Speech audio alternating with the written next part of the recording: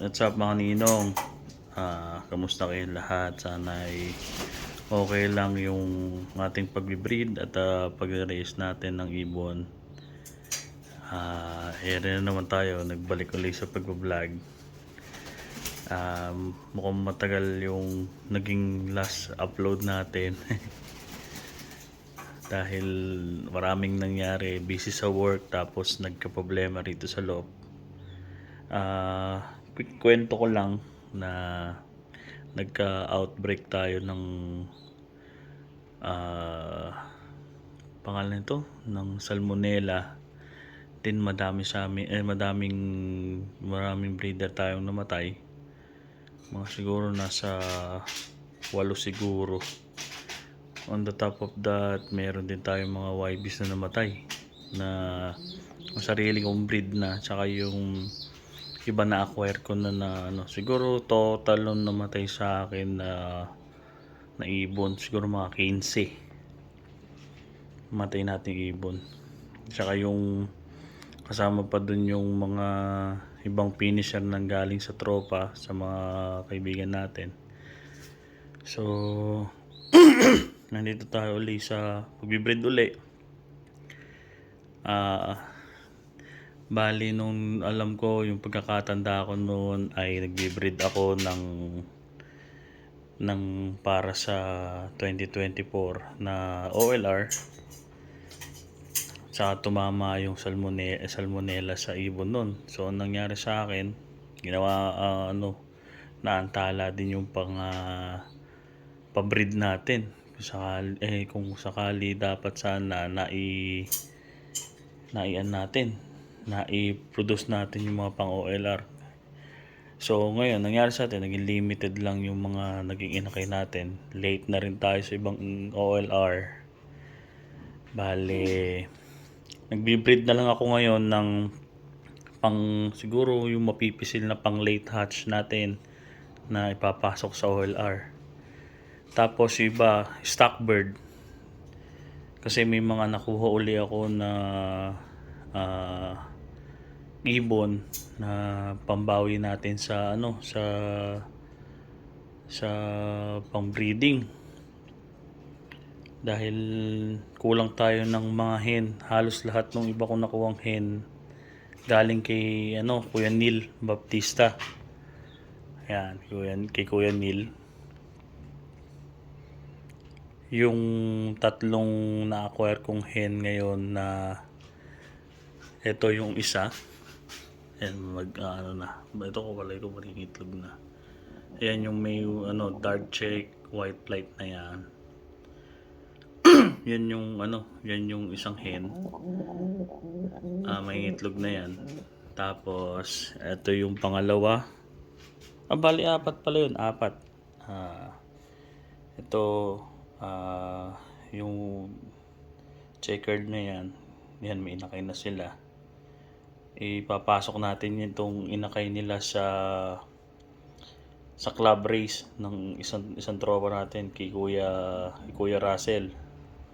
Tapos yung isa stock bird natin para meron tayong kapatid niyan. Then ito naman yung pangatlong hen.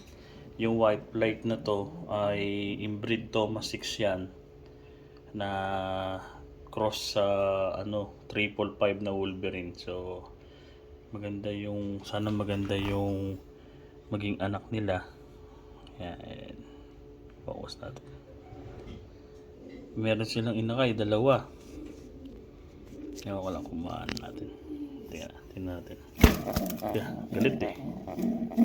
Tapos yung tatay, yung natin yan, yung pinares ko dyan, Magic Florian. Yan, Magic Florian yung nakapasok dyan. Tapos ay yung pang-apat ay ito. Ipinaris ko dito sa Wolverine natin. Direct anak ni Wolverine to eh. Yan. Ito naman ay inbreed Casabor. Kung naririnig niyo yung Casabor, yan. Ito yung checkered white light na yan. Yan yung isa kong ginawa na hen. Ito, inakay sila. Kung late na ako sa late na kasi ako dun sa pagdadalang ko nito, bawal ko ng stock bird. Ano yan? Wolverine cross sa sa Casabor, hybrid Casabor. So, di ko alam. Palagi siguro stock ko yan.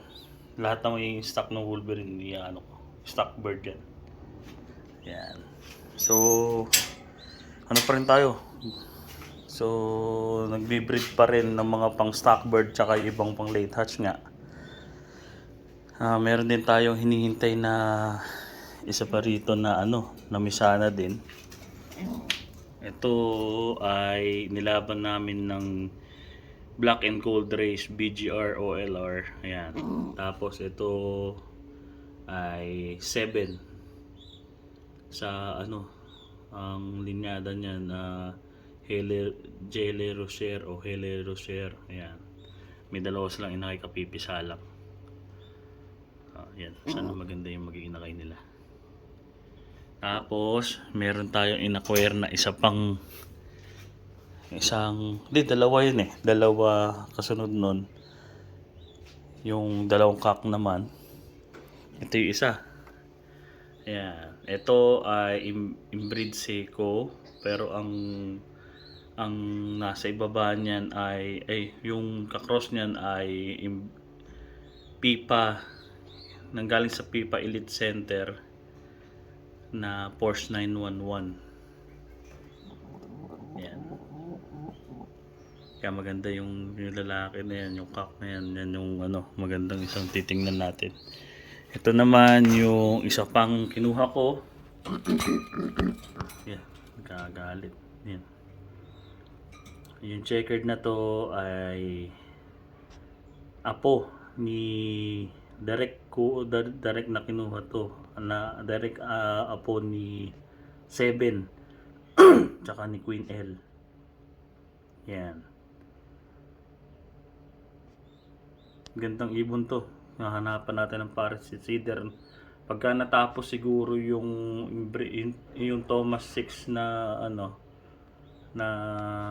na hen, parisang ipapares ko dito siguro. Yan.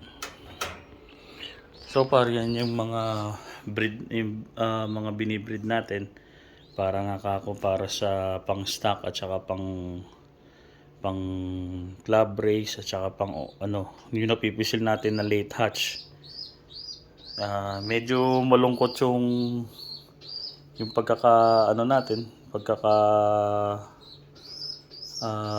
breed ng 2024 dahil kasi yun nga, sabi ko nga may tumamang sakit sa loob natin, pero so far naman ayos naman na. Linis ko na yung loob natin, dinisinfect ko lahat, pati bala ko pa nga ang pinturahan pero may mga ibon pa kasi kung iba na nandyan. So far, all good naman yung ibon na nandyan, tsaka yung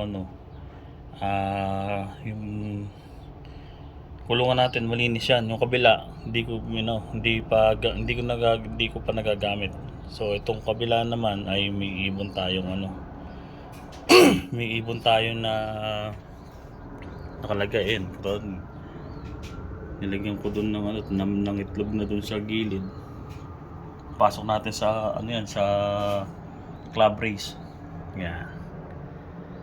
Then yun lang ang latest natin sa vlog natin ngayon. Pasensya na late yung upload natin dahil yun nga, naging busy din sa work, laging overtime, tsaka para may pang gastos, may pang sa OLR, meron pambigay ng perch fee. Mambayad tayo ng perch fee, kailangan niya tsaka magbabayad tayo ng utang.